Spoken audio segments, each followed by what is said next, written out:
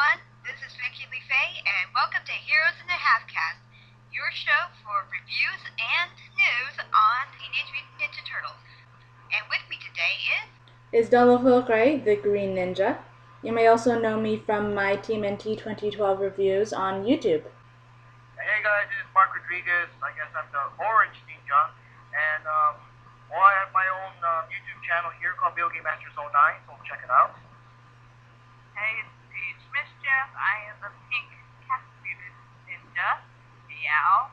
I'm a co-author on the blog of Epic Randomness. Plug. How were you introduced to the various incarnations of Teenage Mutant Ninja Turtle? Starting with you, Don. For me, it started way back when I was really young. My dad bought my sister and I a video cassette. There's a video cassette of the 87 Turtle. I think there were a couple of movies on that particular tape. All I remember was A, the Turtles going back to the dinosaur age, and B, the Turtles rushing to save April from the Rat King. In any case, it was a long time ago, so my memory's a little foggy, and unfortunately those are my only memories concerning the 87 Turtles. I'm much more familiar with the 2003 show, which I watched when I was a preteen and ended up actually completely loving the show. A bit of a funny story, though, is that the first episode I watched from the 2003 show was Insane in the Membrane when I was around 8, which is a very, very creepy show to start watching. So Tell me about it. Yeah, as Stockman's body just kind of falls apart and he hammers his wrist back to. Oh, yeah, no, that wasn't particularly fun for me when I was 8. And he was hallucinating about his mother, yes. Yeah, it was a little too deep and a little too intense. But luckily, the next episode I ended up watching from the show was way milder. But yeah, as I said, I ended up loving the 2003 show, and now watching the 2012 show, which has a lot of cool quirks as well. What about you, Mark and Paige? How did you guys get introduced to the Turtles? Well, for me, it went way back because I basically started watching it when it first hit the TV back then, the first 80s cartoon. If you guys remember, it was first like a 5-episode, kind of limited, quote-unquote, one-time deal. You miss it, it's over. And it was just so cool seeing, you never ever heard of human-sized turtles that talk and joke, fight martial arts, and fight against robots and mutant animals. And it was just so weird and different. And then, they all had their different colors and different names. They had different weapons. I'm trying to remember which weapon went with which turtle and everything. And it was so cool. It was such a shame. It was just that one-time thing. Then, like a year or half a year later, they rerun it. And then they started announcing that we're going to start airing new episodes every Sunday morning. We're like, woohoo! And later on, it was like, now it's going to be a weekly series. It's like, damn! So it was just awesome. That whole era. But then, like, the Konami 4-player beat-em-up game, and then the live-action movies. I mean, it was like the biggest rush as a kid to see, quote-unquote, real live turtles kicking ass in the movies and stuff like that. And I'll do it mostly to the end. It's just I don't know about Red Sky because I don't know when or where it aired it that I never got to see it on TV. And then of course fast forward a bit, I watched a bit of the 2003 series here and there, and of course I've seen the 2007 CGI movie. But of course now I'm back into Turtles in the big way thanks to the new IDW comics that came out a year before, and this new Turtles series started recently in 2012 Nickelodeon version. So epic. Honestly, I never really watched the series. Never watched the Turtles when I grew up. The only interaction I ever had with the Turtles was because of my big brother. He used to watch the series when he was younger, and in one of my pictures I had proof that I dressed up like Raph when I was little. The major reason why I got into the Turtles was because of Mark. He was the one that actually introduced me to the Turtles. Whenever the 2012 series came out, he was like, oh my god, I gotta watch this. You should watch it too. I'm like, I don't really care to see it. But whenever we finally, he moved over here to live with me, we started watching it every Saturday morning. And I started getting into the 2012 Turtles.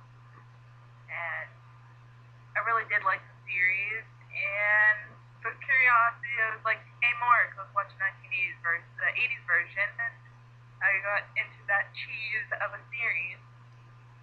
So that's my introduction to the turtle. Well, I'm glad Mark ended up roping you in. It's definitely a pleasure to have you. Thank you, made you part of the glare. Alright, I guess just out of curiosity, what's everyone's favorite turtle? Starting off with you, Venka? Or did you get a chance to tell everyone how you were introduced to the turtles yet? No, I didn't. Okay, maybe we Thank you should, for bringing that up. yeah, I should start with that first, Venka. Yeah, like Mark, I was introduced to the 1980s version, and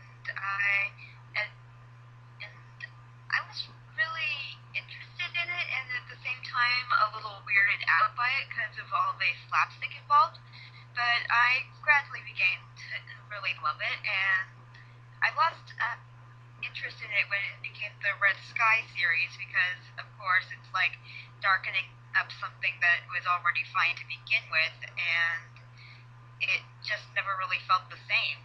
So I stopped watching it after then, but I saw like all the three movies, and I was surprised that there was like an OVA series or an OVA Japanese anime that was released based off the 87 series. But believe me, if you thought the 2007 movie was bad, the anime, the two-part OVA really makes you want to pluck your eyes out with pins. It's that bad.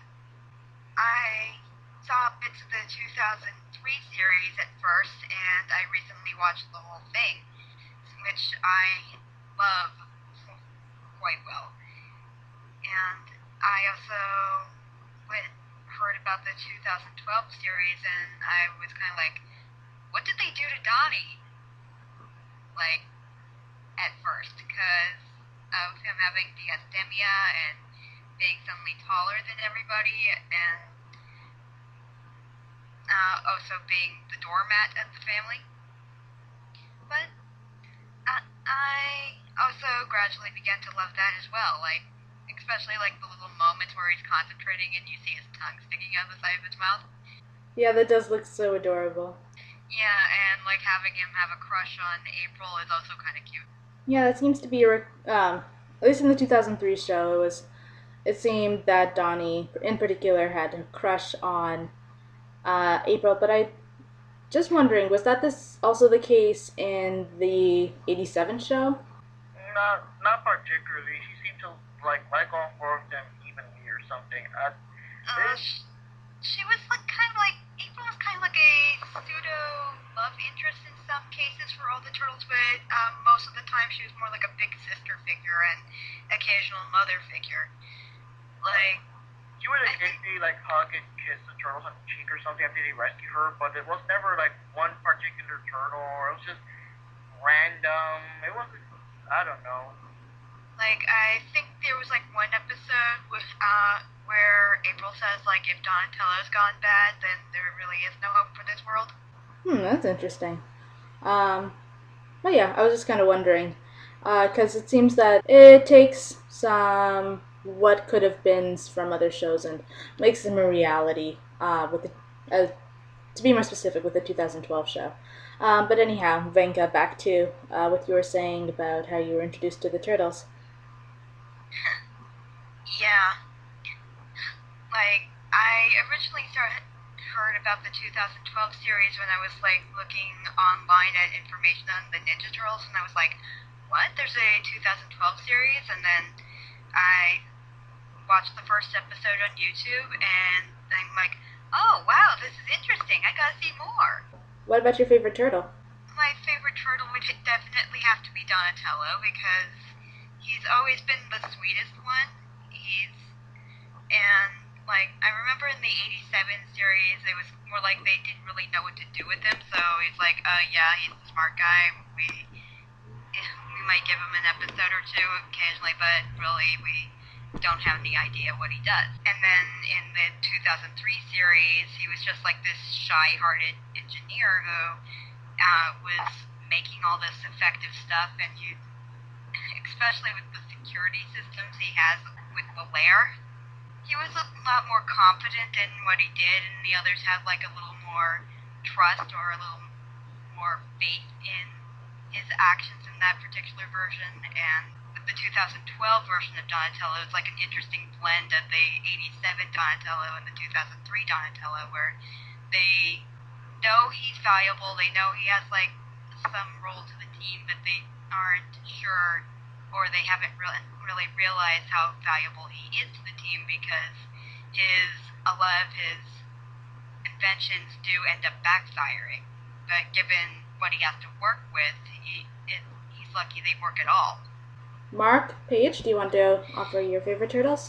Well, I guess my favorite turtle's always been Michelangelo. It's always the cooler and slightly sillier one and everything. I just always like the 80s version better because I don't know, I just like the surfer dude voice accent they gave him. It was always cool to listen to him talk and everything speak.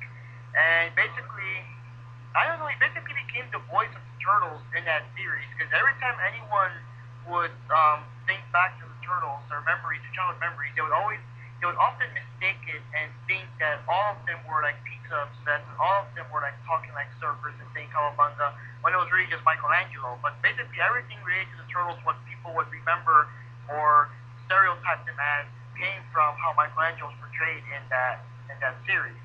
And I just always liked the 80s version better. 2003 was unfortunately too immature and bratty, and in the later episodes, it just really looked like he was so annoying that no one really wanted him around. And in the 2012 cartoon, I did like his character. The only thing I don't like is how they make him kind of dumb sometimes. I do understand. I mean, sometimes he is naive, or he's more trusting of people and things like that. I understand those situations, like when they thought he was dumb for hanging with Leatherhead. It was more like he actually saw there was goodness there and everything. But there are some times where he's just plain dumb, and there's no other way to cover that or excuse it by just saying, oh, he's a dumb one, so let's make him say the, dumb jokes, because kids think that dumb jokes are funny, So that's the kind of thing I only didn't like about him. I wish he was more naive and less dumb. But the one thing that Michelangelo has in common with all his different versions, no matter which one, is he was always the most human of the turtles, because I guess Leo always wanted to focus and just be a ninja master. Raphael's always like emo or by himself or whatever. Donatello will devote himself to science. So Mikey was the one that kind of ignored the fact that he was a mutant turtle and just wanted to go out there and hang out and party with the humans. Everyone else understood their role, like they have to be solitary, or there won't be ninjas, or we're freaks of nature, we must be outcasts. But Mikey was like, we're mutant turtles, so what? Let's boogie! And all that. So that was always the character trait I like of him, that at least that maintains the same no matter which version of it we have of him. Too true. He's always been like the one who definitely wants to see beyond what they have in life. Yeah, I'd say that he's got the most heart out of the four, no matter what incarnation. And speaks their good intentions. Yeah, exactly. Paige, do you have a favorite turtle? I can't compare the different versions, but if I had to choose out of all the turtles, I would choose Donnie. He's caring. I love the cutesy fantasy relationship he thinks for April. I think that's cute. That happens. I love his invention, his attempt at invention. My least favorite is Wrath, because I don't know, he's just rude. Anyone want to go into their least favorites then? Since Paige brought it up? If I could mention my favorite turtle first. Sure. Oh yeah, that's right. My favorite turtle is the 2003 Leo. He did get really serious at some point, and even for me, I was kind of like, calm yourself, Leo. But for the most part, I really appreciated that he had a really strong moral code. He's also such a hard worker, so much so that everyone he knows ends up benefiting one way or another because he's so devoted. So I really appreciated that, and that's something I kind of even aspire to be. So that's why Leo is my favorite turtle. With the 2012 show, I don't necessarily have a favorite turtle. I kind of love them all equally.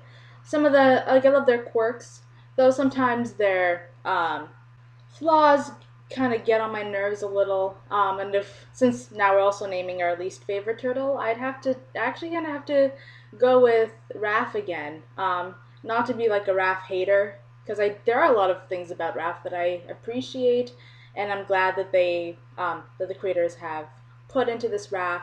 But at the same time, he has become quite a more of a bully than anything else, and it's just getting in the way of his character development, and I'm just trying to figure out why he. I shouldn't say I'm trying to figure it out, but I'm kind of waiting for the moment when he actually just kind of does embrace his more sensitive side, because that would actually help the team a bit. It's sometimes it just seems um, that he makes team morale even worse somehow just by even if he might mean well, he ends up just getting on just pointing out what everyone is bad at instead of maybe giving them a boost. I don't think that would be Yeah, entirely out of character, but I don't know. It would just be nice for him to connect to that more sensitive side. yeah. Donnie's particularly on his verbal abuse list. Kind of weird how he kind of chooses victims. He goes from at the beginning of the show, it seemed to be Leo, and then at times it was Mikey, but now it seems to be more focused on Donnie. The attention kind of varies throughout the show. Yeah, I mean, like I know in the 2003 series, Raph kind of like would occasionally pick on Donnie for being a nerd, but that's about it. Most of the time, they had a very congenial relationship. Indeed. Least favorite for you, Mark? It's hard to tell. In the '80s show, I don't know. I really have a least favorite. I mean, they all complement each other well. They all have their things. I mean, I really can't say for the '80s version. The 2003 version is probably Michelangelo because again, he was my favorite in the '80s one. So it was kind of a shame of how he became in the other version. I mean, everyone was kind of. Well, I mean, I understand Raphael. He changed, of course, because he was to be based more on his Mirage comics compared to the more sarcastic version from the '80s cartoon. But everyone else seemed kind of pretty much the same, just a bit more serious. I just wish Mikey kind of stayed the same, just not annoying and bothersome and just bratty, basically bratty. And 2012 cartoon, I don't know. I kind of like everybody the same. You know, even Raphael, he kind of gets away with it because I think one thing I didn't like about Raphael with the 2003 cartoon is that yes, he was, I don't know, he was like just too cranky, too bitter, like just because, you know. At least here in 2012, Raphael's more vocal about exactly what is pissing him off. He's upset because he doesn't trust Karai, or he's upset because Mikey's bugging him. But he's not just like default angry just because. And he picks on everyone equally, not just on Mikey as he does in the 2003 version. So it's, I don't know, it's a bit more subdued. It seems everyone has a secondary character trait in the new version compared to just being one thing. Because Leo was like the leader, and that's it. That's all his character's leader. Here they make him sillier with the Captain Ryan stuff. And Don was the smart guy, that's it. Now he has a crush on April and kind of extends his character. And Raph now, you know, has a pet turtle, and he, I don't know, he's like, I guess he's kind of like the straight man compared to everybody else sometimes. So, I mean, everyone has something that makes them different, and I don't really have much of a least favorite turtle for the either '80s or the 2012 one, but the 2003 one, probably Michelangelo, and I guess Raphael a little bit. I guess my least favorite would, sorry Mark, but my least favorite would probably be Michelangelo.